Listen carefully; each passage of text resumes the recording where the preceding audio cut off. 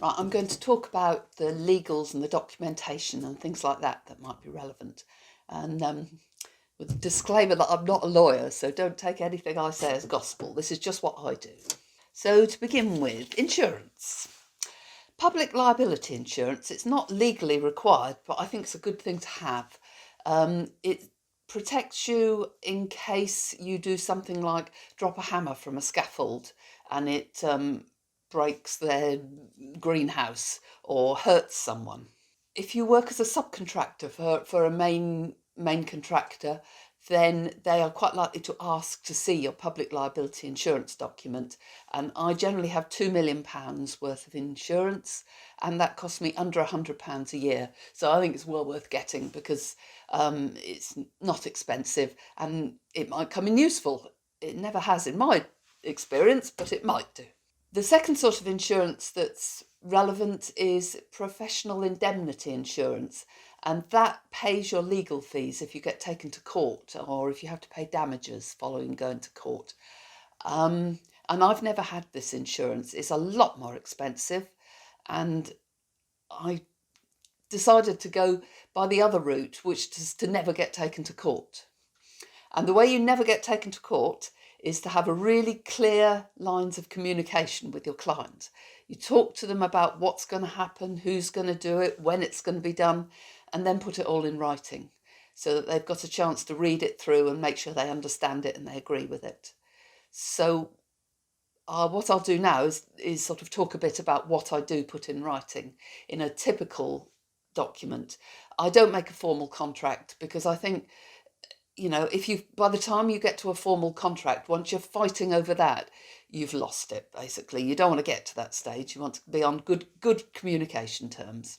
Right, so I start by saying it's an estimate, and say an estimate for designing and modelling a parget on your house in your village, and it is so many pounds as a title.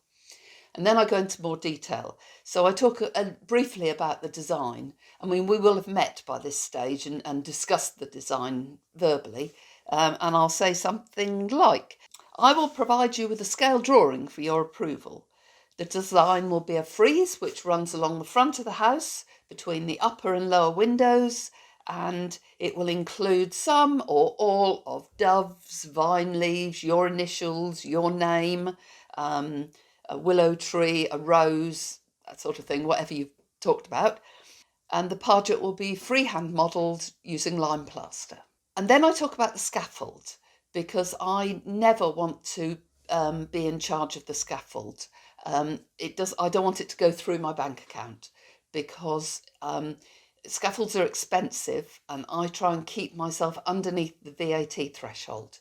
So I get the builder or the client to pay for the scaffold.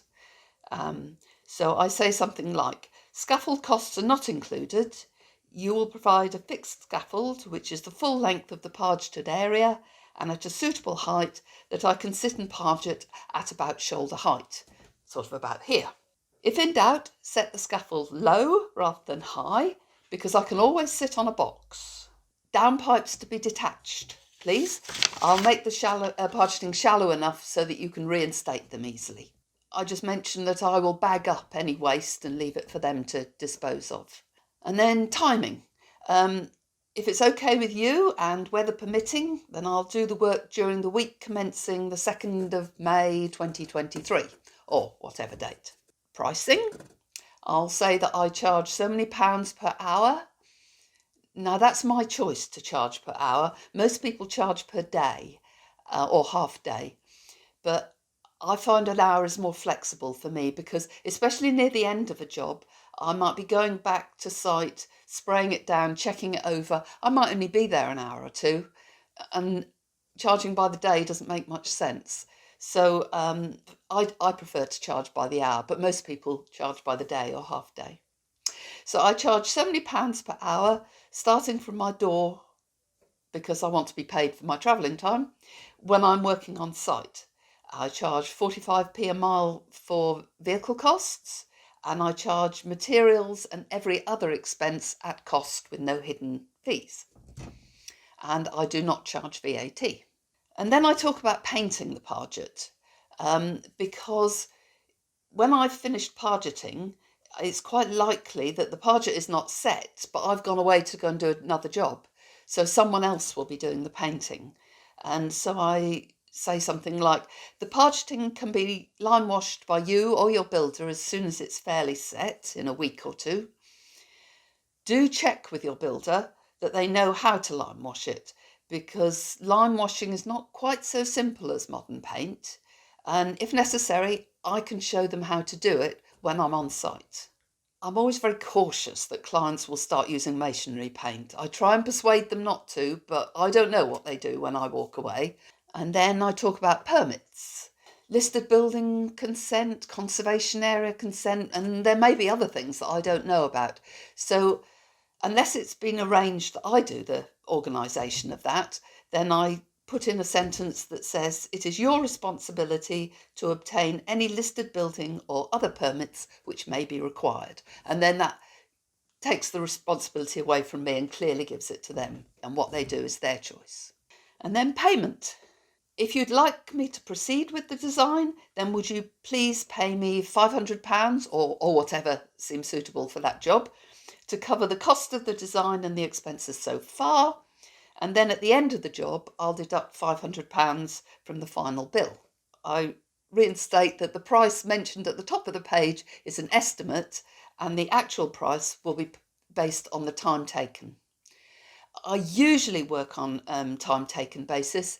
If it's a small and fairly simple thing like a panel this big with an oak leaf in it or something that's fairly straightforward, I might do it on a fixed price. But anything that's very complicated, I tend to work on an hourly rate. And I can give a reasonably good estimate, but there's always the what ifs. Then I say, could you please let me know the contact details of the builder so I can liaise with them, or the plasterer?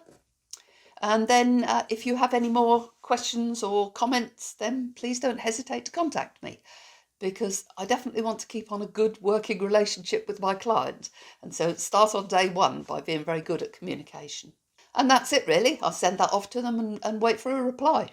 Other documents which are occasionally asked for are a method statement, and that's a description of the materials and the techniques. Sometimes a conservation officer wants to see one of them. Or possibly a main contractor may want a risk assessment. The other bit of documentation is a CSCS card. This is a credit card size document, and people who work on building sites to prove that they have the skills and the qualifications to do the job that they say they're going to do. That's fine for most building trades. There isn't one for pargeting. I've got one for plastering because I'm a trained plasterer. Pargeting is a bit of a special trade, and builders don't treat you the same as other building workers, and it's not been useful for about the last 10 years, I think. And if I were asked for it now, it would be out of date, because every 2 years you have to update the health and safety part of it. So we hope no one ever asks. But anyhow, that's all the documentation you'll need, I think.